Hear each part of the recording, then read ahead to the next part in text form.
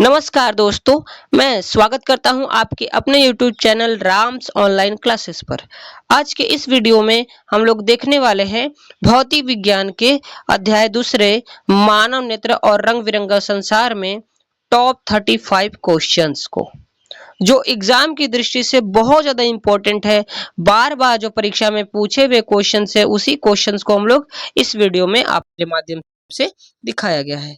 इन सभी क्वेश्चंस को हम लोग एमसीक्यू टाइप में क्वेश्चंस के टाइप में रखे हैं, जो आपके एग्जाम की दृष्टि से बहुत ज्यादा इंपॉर्टेंट है। जो टॉप 20 क्वेश्चंस आ सकते हैं, इसमें से आपको 2 क्वेश्चंस आपको फिक्स मिल जाएंगे। ठीक है, इसमें से ना कोई 2 क्वेश्चंस आपको पक्का एग्जाम्स में पूछे जाएंगे। कक्षा 10th के एग्जाम में जो 20 क्वेश्चंस पूछे जाते हैं, जैसा कि स्क्रीन पे आप लोग देख रहे हैं, इसी प्रकार के क्वेश्चंस को इस वीडियो में रखा गया है। जैसा कि खतरे खतरे का सिग्नल लाल क्यों होता है, किस प्रकाश का अपवर्तन सबसे अधिक होता है, समुद्र नीला क्यों दिखाई देता है, इसी टाइप के क्वेश्चंस को हम लोग इस वीडियो में रखे हैं। चलिए तो बिना देरी किए शुरुआत करते हैं अपने इस वीडियो का। हमने 1 से 25 तक क्वेश्चन लगभग कर चुके हैं। बाकी हम लोग 50 नंबर के क्वेश्चंस को करने वाले हैं। लगभग इसमें 30 या 35 क्वेश्चंस होंगे जिनको हम लोग कवर करेंगे, जो बोर्ड एग्जाम के लिए बहुत ज़्यादा इंपॉर्टेंट है। चलिए शुरू करते हैं। हमारा क्वेश्चन नंबर 50वां क्वेश्चन नंबर है कि आयु में वृद्धि होने पर मानव नेत्र में समझन क्षमता घट जाती है, यह दोष कहलाता है। यह दोष क्या कहलाता है दोस्तों? तो अबिंदुकता कहलाता है कि दृष्टि दोष, दीर्घ दृष्टि दोष, लघु दृष्टि दोष या जरा दृष्टि दोष। तो दोस्तों जब एज में वृद्धि होती है, यानी कि धीरे धीरे एज बढ़ो यानी बुढ़ापा का समय आता है, तब उस कंडीशन में या उस स्थिति में हमको जरा दृष्टि दोष होने लगता है।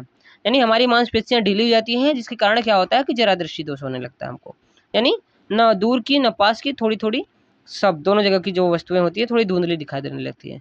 इसके बाद क्वेश्चन नंबर 51 है, कार्निया में दोष अर्थात उसके पूर्णतः गोलीय होने के कारण किस प्रकार का नेत्र दोष होता है? तो दोस्तों ये अबिंदुकता होता है, यानी नेत्र गोलक गोलीय नहीं होता है तो उसको अबिंदुकता हो जाती है। यानी कि ये बीमारी जो होती है उसका जो समतल होता है वो समतल ना होकर क्षैतिज से ना होकर ऊर्ध्वाधर परपेंडिकुलर होने लगता है धीरे धीरे।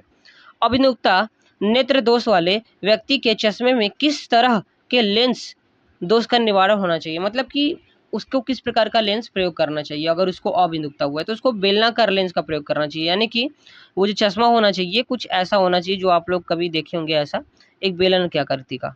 ठीक है, तो एक ऐसा होना चाहिए। ओके, चलिए नेक्स्ट क्वेश्चन है 53। दोष रहित नेत्र 25 सेंटीमीटर और अनंत के बीच रखी वस्तु को आसानी से देख पाते हैं, इसके बीच की दूरी को कहते हैं दृष्टि परिसर। जहां तक लोग देख सकते हैं वो हमारा दृष्टि परिसर, यानी मानव नेत्र है, इसका निकटतम बिंदु जो होता है ये हमारा 25 सेंटीमीटर होता है। ठीक है दोस्तों, और हम लोग इनफाइनाइट तक देख पाते हैं किसी भी वस्तु को। तो इसके बीच में रखी किसी भी कहीं पे भी वस्तु अगर रख दी जाए तो यहाँ से यहाँ तक का जो डिस्टेंस होता है उसको हम लोग बोलते हैं दृष्टि परिसर। यहाँ तक हम लोग इसको देख सकते हैं। परिसर का मतलब रेंज होता है, तो ये यहाँ से यहाँ तक हम लोग रेंज तक देख सकते हैं। ठीक है, ओके, बहुत बढ़िया क्वेश्चन था ये। नेक्स्ट क्वेश्चन है, मानव नेत्र है अतः इसकी दृष्टि क्षेत्र होगा। इसका दृष्टि क्षेत्र दोस्तों होता है 180 अंश, 180 डिग्री। इससे ज्यादा कभी नहीं होता और इससे कम भी नहीं होता है। 180 डिग्री, इससे कम हो सकता है लेकिन इससे ज्यादा नहीं होता है। तो 180 डिग्री तक मानव नेत्र जो होता है उसके दृष्टि क्षेत्र होता है। नेक्स्ट क्वेश्चन है हमारा 55। दूरदृष्टि दोष आंखों पर साफ साफ देख सकते हैं। दोस्तों दूरदृष्टि दोष जिस व्यक्ति को हुआ होता है वो दूर की वस्तु स्पष्ट देखता है, नजदीक की वस्तु स्पष्ट नहीं देख सकता। तो दूर की वस्तु स्पष्ट देख सकता है, अर्थात ऑप्शन नंबर ए करेक्ट हो जाएगा, दूर की वस्तु को देख सकता है, साफ साफ देख सकता है। इसके बाद क्वेश्चन नंबर 56 है। क्वेश्चन नंबर 56 क्या है, दीर्घ दृष्टि दोष होने के कारण क्या कारण है? मतलब दीर्घ दृष्टि दोष किस कारण से होता है? तो दीर्घ दृष्टि दोष दोस्तों अभिनेत्र लेंस की फोकस दूरी का अत्यधिक हो जाने के कारण होता है, जिसके कारण होता क्या है कि जो प्रतिबिंब होता है वो नेत्र लेंस और रेटिना के मध्य यहाँ पर बनने लगता है। ठीक है, इस कारण क्या होता है कि हमको दीर्घ दृष्टि दोष या दूरदृष्टि दोष होता है। ऑप्शन नंबर डी करेक्ट हो जाएगा, 56 वाला ऑप्शन। ओके, चलिए नेक्स्ट देखते हैं हम लोग क्वेश्चन 57। अभिनेत्र लेंस की फोकस दूरी में परिवर्तन किया जाता है अभिनेत्र लेंस की फोकस दूरी में परिवर्तन किया जाता है किसके द्वारा? परितारिका के द्वारा? नहीं। पक्षमाभी मांसपेशियां द्वारा? जी हाँ बिल्कुल, पक्षमाभी मांसपेशियां ही उसके फोकस दूरी में परिवर्तन कर सकता है। क्यों? क्योंकि वो पक्षमाभी मांसपेशियां ही मानव नेत्र को होल्ड किया होता है, पकड़ा होता है। जैसे ये मानव नेत्र है, इस मानव नेत्र में ये हमारा नेत्र लेंस है और ये जो होता है होल्ड किया गया होता है, इसी पे पकड़ा गया होता है, जिसको हम लोग बोलते हैं पक्षमाभी मांसपेशियां। पक्षमाभी मांसपेशियां, ठीक है। अब ये क्या कर सकता है? इसको आगे या पीछे कर सकता है, जिसके कारण हम लोग ये सिंपल सा बोल सकते हैं कि इसकी फोकस दूरी को क्या कर सकता है? ये ऑपरेट कर सकता है, ठीक है, या परिवर्तित कर सकता है। तो ऑप्शन नंबर सी करेक्ट हो जाएगा, पक्षमाभी मांसपेशियां।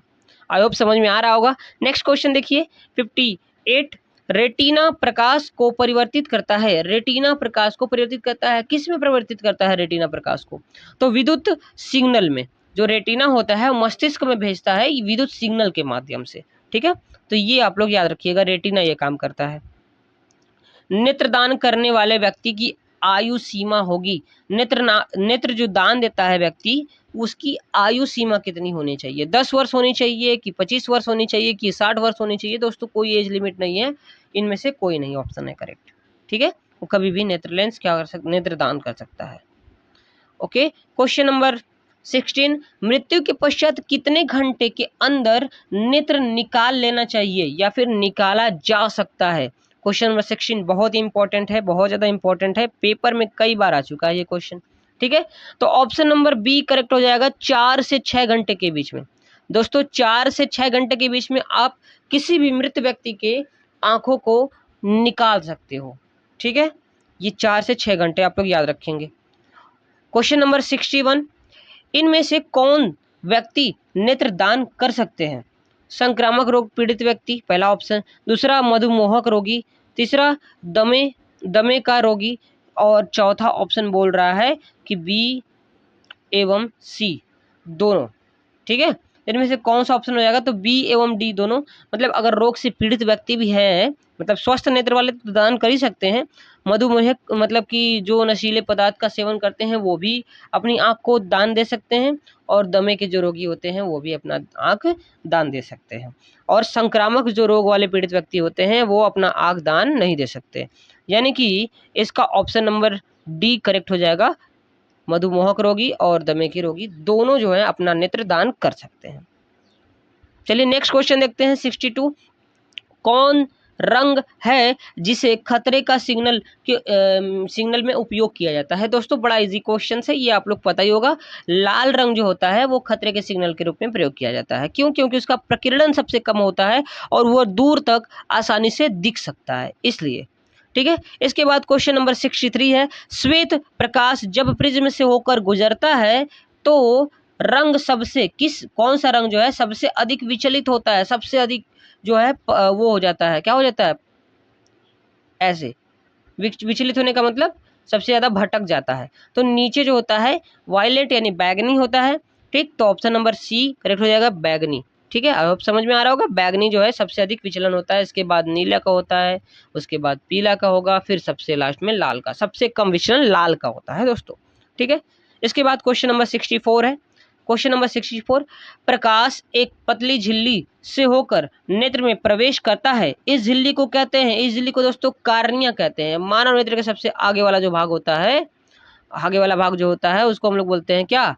कार्निया। जो श्वेत होता है एक झिल्ली के रूप में होता है, कार्निया, ठीक है। आई होप याद रहेगा आप लोग को, ठीक। मानव नेत्र का सबसे पहला वाला जो भाग होता है उसी से होकर जाएगा, वो सबसे श्वेत एकदम पतली झिल्ली होती है, इसको हम लोग कार्निया बोलते हैं। ऑप्शन नंबर बी करेक्ट हो जाएगा, 64 का बी। इसके बाद 65 क्वेश्चन नंबर है, प्रिज्म से होकर सूर्य का श्वेत प्रकाश गुजरने पर श्वेत प्रकाश 7 रंगों में विक्षेपित हो जाता है, इसमें लाल रंग के प्रकाश का विचलन सबसे कम होता है। बट इसमें ऑप्शन क्या दिया गया है? लाल रंग के प्रकाश का विचलन डैश कर दिया गया है। बैगनी प्रकाश में कम, मतलब बैगनी प्रकाश से कम होता है, दूसरा ऑप्शन है। हरे प्रकाश से कम, तीसरा ऑप्शन है। आसमानी से कम, चौथा ऑप्शन है। सभी रंगों से कम। जी हाँ दोस्तों, लाल रंग का प्रकाश का प्रकीर्णन सबसे कम होता है, सभी प्रकाश के रंगों से सब कम होता है।